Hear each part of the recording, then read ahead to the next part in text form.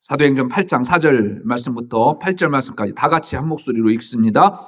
그 흩어진 사람들이 두루 다니며 복음의 말씀을 전할세 빌립이 사마리아 성에 내려가 그리스도를 백성에게 전파하니 무리가 빌립의 말도 듣고 행하는 표적도 보고 한 마음으로 그가 하는 말을 따르더라. 많은 사람에게 붙었던 더러운 귀신들이 크게 소리를 지르며 나가고 또 많은 중풍병자와 못 걷는 사람이 나으니 그 성에 큰 기쁨이 있더라. 아멘. 우리 시온 찬양대 찬양을 들으면요, 좀 편안해져요. 은혜가 돼요. 오늘 설교하기 싫어져요. 오늘 찬양으로 늘 오늘 메들리 그 찬양이 참 좋았어요. 오늘 하루 종일 그냥 찬양을 부르고 들었으면 좋겠다라는 생각을 갖게 됩니다. 늘 수고하시는 여러분들께 감사를 드리고 오늘 3부 예배 나온 여러분들 삶이 하나님을 찬양하는 삶 되기를 주의 이름으로 축복합니다. 제가 학교 다닐 때만 해도요, 학교에서 단체로 예방주사를 맞았어요. 병원에 가서 예방주사 맞아본 적이 한 번도 없습니다. 시골이기 때문에 그렇기도 하죠. 주사 맞는 날 극심한 공포였지요. 갑자기 일이 생겨서 학교 가지 않은 일이 생겼으면 참 좋겠다라고 기도하고 기도했는데 그 시골에서 그런 일이 벌어질 일은 만무했지요. 그래서 여느 날처럼 공포감으로 학교에 등교합니다. 일회용 주사기가 나오기 전이었기 때문에요, 유리 주사기를 사용했어요. 특히 결핵 예방 접종 시 유리 주사바늘 알코올 불에 달구어서 소독을 하곤 했어요. 그래서 불주사라고 했어요. 뜨겁게 달궈진 상태로 접종하는 것은 아니었지만 주사바늘도 무섭고 두려운데 하물며 그 주사바늘을 불에 달구니까 맞는 우리에게는요 더 공포감이 컸지요. 그래서 저는 가급적이면 가장 먼저 맞곤 했어요. 가장 먼저 달려가서, 왜냐하면 다른 친구들 맞고 내 차례 기다릴 때까지요 그 두려움이요 굉장히 크거든요. 그래서 가장 먼저 맞았습니다. 영국의 옥스퍼드 대학의 알렉산더 플로그 하우스라고 하는 박사님은요 이렇게 이야기했어요.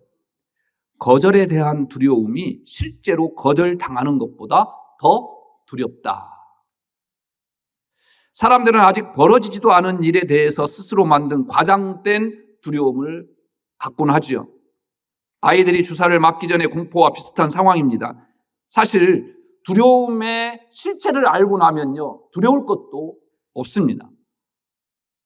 왜 인간의 마음은 늘 더 약하게 더 악한 곳을 바라보는지 이해할 수가 없습니다. 생각해 보십시오. 아주 큰 두려움에 사로잡혔을 때 그 두려움이 여러분들 못 이길 두려움이었습니까? 그 두려움 다 이겨내고 지금 이 자리에 앉아있는 여러분들은 과연 그럼 무엇입니까? 이렇게요, 우리에게 어떠한 큰 두려움이라도요 못 이길 두려움이 없습니다. 왜냐하면 하나님께서 우리에게 이김을 주시기 때문입니다. 어떠한 두려움도 이길 힘을 하나님은 우리에게 허락하십니다. 그러나 우리의 마음이 두려움에 갇히게 만든 것입니다.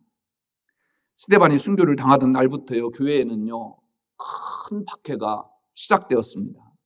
스데반의 복음 증거와 순교는 유대교 지도자들을 더더욱 완고하게 했고요 싸납게 했습니다. 스데반을 한번 죽이니까요 더한 일로 할 수 있었습니다. 처음이 힘들지요. 두 번째부터는요 쉬운 거예요. 그래서 죄가 무섭다라고 하는 이유입니다. 그들은 교회를 더욱 핍박했습니다. 얼마나 핍박이 심했는지 성도들은 집과 가정을 버리고 예루살렘을 떠나야 했습니다. 그래서 온 유대와 사마리아로 흩어졌습니다. 사울은 길길이 날뛰면서 교회를 없애려고 합니다. 집집마다 찾아다니면서요 죽이기도 했고 감옥에 가두기도 했습니다. 이렇게 흩어지고 감옥에 갇혀야 했던 예루살렘 교회 성도들의 마음이 얼마나 두렵고 떨렸을까. 삶의 터전과 생존을 위해 필요한 모든 것들 잃어버렸습니다. 부모가 잡혀가면 아이들은 부모 없이 남겨져야 했을 것입니다. 자녀들이 잡혀가면 늙은 부모들은 어떻게 살아야 했을까요? 극심한 두려움에 사로잡혔을 것입니다. 그러나 그들은요, 전혀 위축되지 않았음을 4절을 통해서 알 수 있습니다.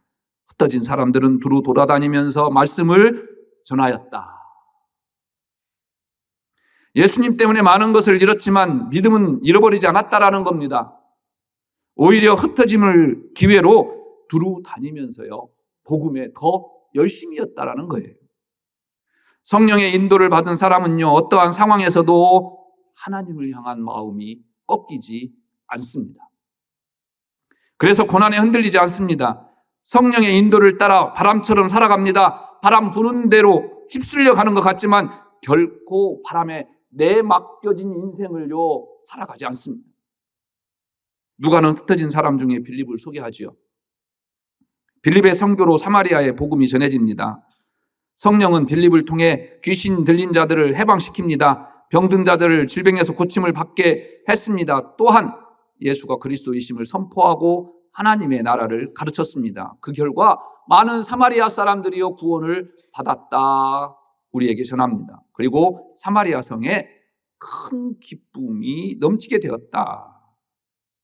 추방당한 사람들이요, 오히려 성내에 있는 사람들을요, 기쁘게 만들었다라는 이야기예요. 그래서 5절 8절에서 이렇게 기록합니다. 빌립이 사마리아 성에 내려가 그리스도를 백성에게 전파하니 무리가 빌립의 말도 듣고 행하는 표적도 보고 한 마음으로 그가 하는 말을 따르더라. 많은 사람에게 붙었던 더러운 귀신들이 크게 소리 지르며 나가고 또 많은 중풍병자와 못 걷는 사람이 나으니 그 성에 기쁨이 있더라. 성령으로 충만한 사람은요, 보냄받은 사람에게 뿐만 아니라 많은 사람들에게요, 복의 근원이 되는 겁니다. 우리가 만나는 사람들과의 만남은 우연이 아닙니다. 하나님의 섭리고 하나님의 계획입니다. 그래서 성령님께서 우리를 인도하시기 때문에 보냄받은 우리는요, 그 사람들에게, 만나는 모든 사람들에게 복의 근원이 되어야 되는 것입니다. 오늘 사마리아 성에 있었던 많은 사람들이 보냄받은 사람들을 통해서 기쁨이 가득했던 것처럼 여러분들 때문에 여러분들을 만나는 모든 사람 한 분 한 분들이요, 큰 기쁨으로 살아가기를 주의 이름으로 축복합니다. 주님께서 여러분들을 보내셨기 때문에 여러분들 때문에 세상이 가난한 자, 포로된 자, 눈먼 자, 눌린 자들이 자유케 되기를 주의 이름으로 축복합니다. 그래서 오늘 모든 것을 잃고 예루살렘을 떠난 초대교인들이 머문 사마리아 성이 기쁨으로 가득 찼다, 우리에게 이야기하는 겁니다. 그렇다면 이 사마리아가 어떤 땅일까요? 본문은 7 집사 중 하나였던 빌립이 사마리아에서 복음을 전하는 이야기입니다. 빌립이 사마리아에 복음을 전한 것을 듣고 예루살렘에서는요, 놀라운 성령의 역사가 일어났다는 소식을 듣고 확인하러 베드로와 사도 요한을 보내게 되지요. 또 그들의 놀라운 성령의 역사를 통해서 여러분들이 잘 알고 있는 시몬이라고 하는 사람이 돈으로 권능을 사고자 하는 그러한 이야기들, 스토리 전개가요, 이 사마리아 지역에서 활발하게 일어나고 있습니다. 특히 우리가 주목할 부분은요, 바로 이 사마리아의 복음이 증거되고 있다라는 것입니다. 당시 유대인들은요, 사마리아 땅을 마치 이방인처럼 저주했습니다. 하지만 분명 사마리아는 이스라엘 땅입니다. 역사적으로 북왕조 이스라엘의 수도가 사마리아죠. 아수르에 의해서 북왕조 이스라엘이 멸망당합니다. 아수르는 식민정책을 썼어요. 그 사마리아 사는 사람들을 메소포타미아와 시리아로 다 이주시키고 메소포타미아에 있는 사람들을 사마리아로 이주시켰습니다. 그 후 아수르는 바벨론에 멸망하고 바벨론은 남왕국 유다마저 멸망시키게 되지요. 이로써 전체 이스라엘은요, 바벨론 손에 넘어가고 이후에 로마로 넘어가게 됩니다. 그런데 사마리아는 교통의 요지였습니다. 이주정책도 이주정책이었지만 많은 이방인들이요 그곳을 드나들게 되었습니다. 사마리아 사람들은 오랜 세월 동안 식민지 생활을 하면서 아수르, 바벨론, 로마에 굉장히 호의적입니다. 자연스레 여러 세대를 걸치면서 이방 사람들과 결혼하지 않겠습니까? 그렇게 사마리아는 혼혈화되어 가지요. 반면 예루살렘에 거주하는 유대인들은요, 민족주의 경향이 아주 짙었습니다. 순수 혈통과 전통을 보존하려고 애썼습니다. 신약시대에도 유다는 독립성이 강한데 사마리아 사람들은 정복국가에 대해서 굉장히 호의적인 것을 우리는 엿볼 수가 있습니다. 그래서 유대인들은 로마에 대항하여 독립전쟁을 일으키기도 했습니다. 유대인들은 그런 사마리아 사람들을 싫어했습니다. 신앙적으로 사마리아 사람들은 나름 유대인들과 같은 신앙 전통을 갖고 있었습니다. 율법을 잘 지켰고요. 나름대로 신앙생활을 잘 했어요. 또 그들만의 자부심도 있었어요. 어떤 자부심이었느냐? 바벨론에 의해서 끌려간 사람들은요, 유대 사람들이었습니다. 똑똑한 사람들이었죠. 귀족 출신들도 많았습니다. 종교 지도자들이었습니다. 그런데요, 끝까지 가나안 땅을 지켰던 사람들은요, 지켜냈던 사람들은요, 이 사마리아 사람들이에요. 그런데 바벨론 포로로 귀환한 사람들이요, 이들을 왕따시키는 거예요. 예루살렘 성벽을, 예루살렘 성전을 증축하는데요, 이들을요, 끼워주지 않는 거예요. 이렇게 이방인보다도 사마리아 사람들을 더 혐오했습니다. 오늘 본문에서 중요한 점은요, 이런 사마리아 땅에 예수 그리스도의 복음이 들어갔다라는 겁니다.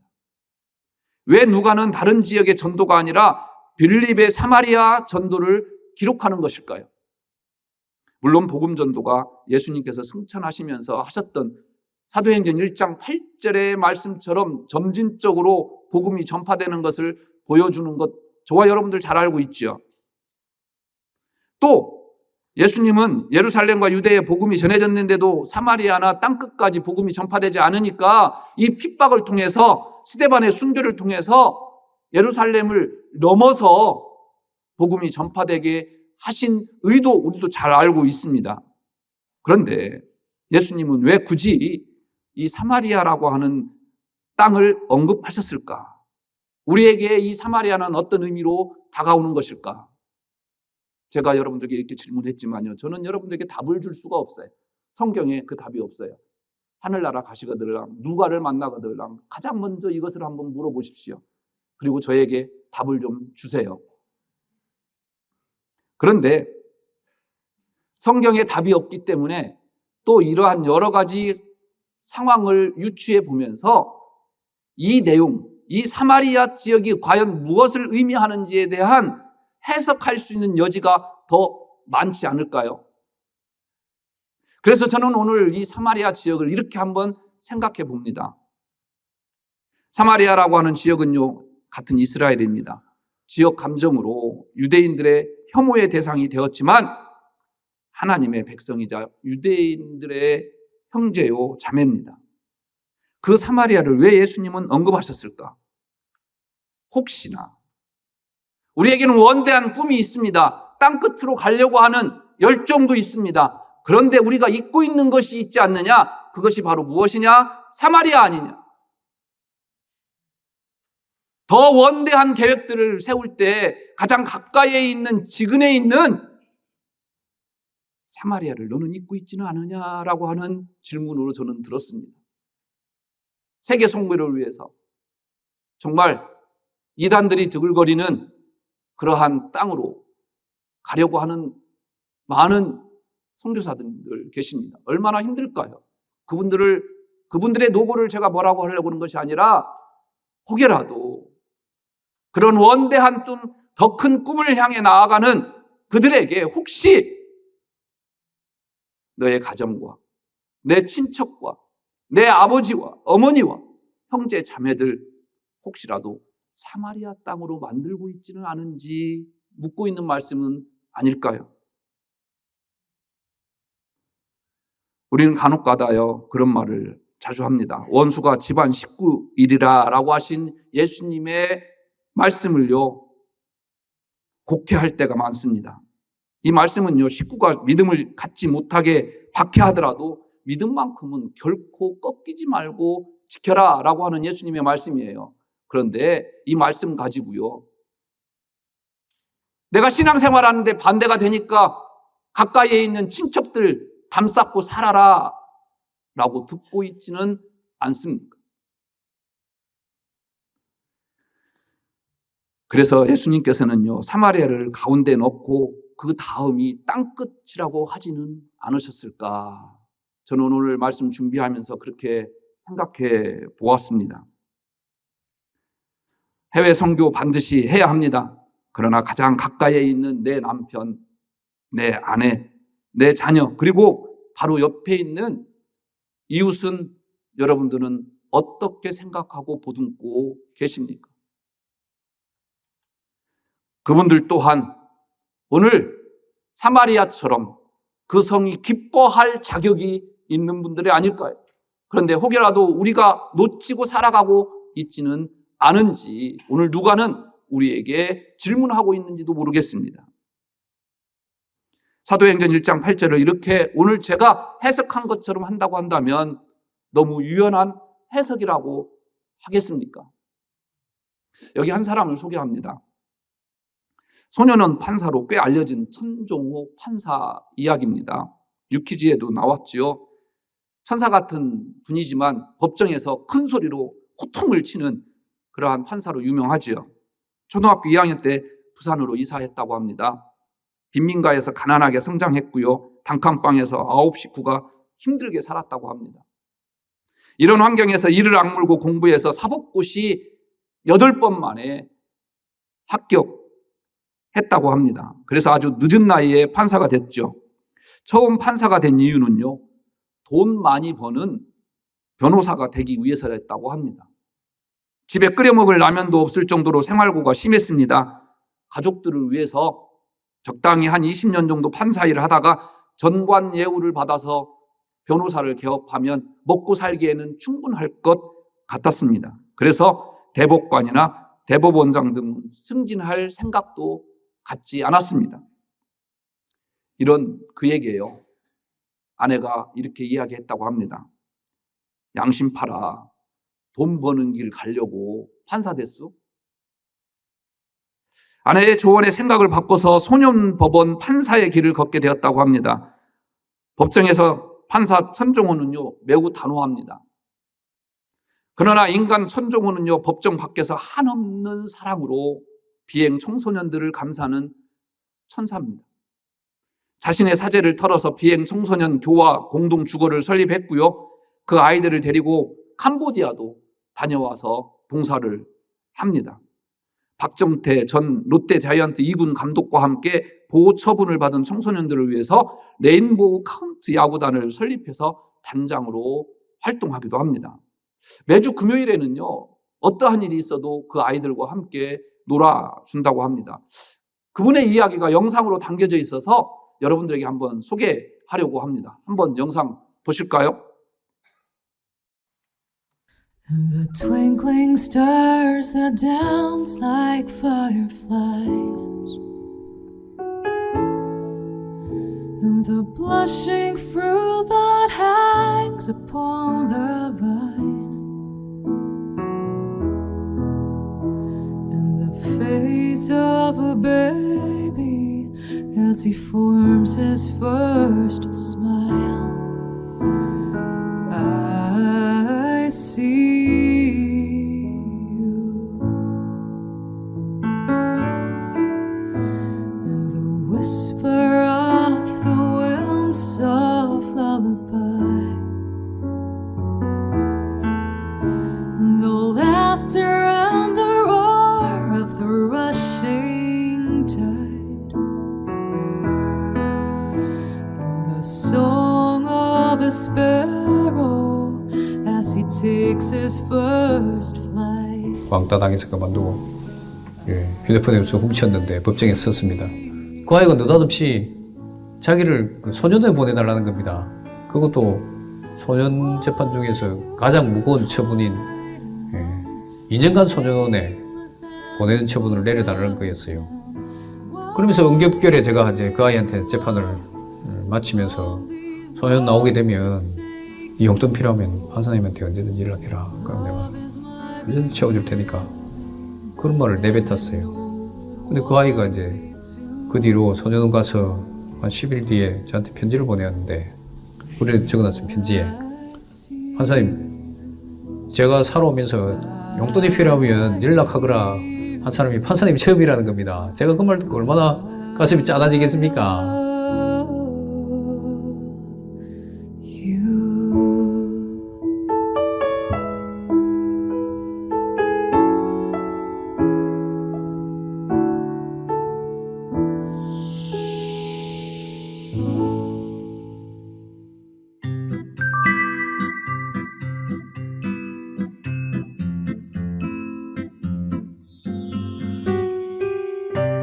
데려가 줄게요, 데려. 사무실로.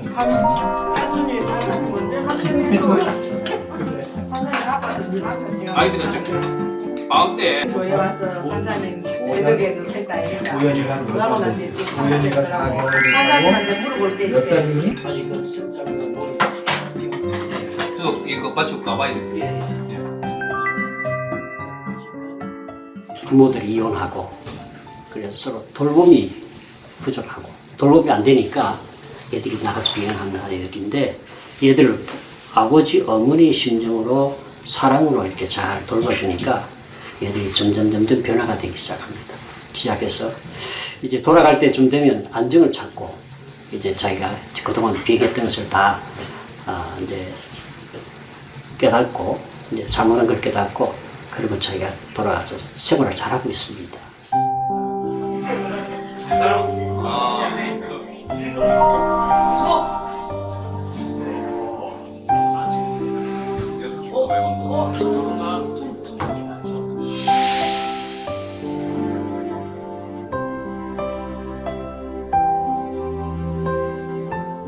딱 처음 여기 들었을 때도 막 처음에는 짜증나고 막 도망가고 싶고 그랬는데 이제 내가 이러면 안 되겠다 싶어서 이제 저는 그때 딱 사고 쳤을 때는 몰랐는데 이제 이런데 딱 재판 받고 이런 데서 막 가족들이랑 떨어져 있고 이제 만나고 싶은데 못 만나고 그런 거 딱 하니까 이제 그때서야 이제 제가 한 행동도 이제 후회되고 학교 가야겠다 이렇게 딱 마음 잡히고. 천종호 판사님이 만난 그 아이들이 혹시 사마리아 사람들은 아닐까요? 저와 여러분들이 오늘 만날 그 사마리아 사람들은 누굴까요? 기도하겠습니다.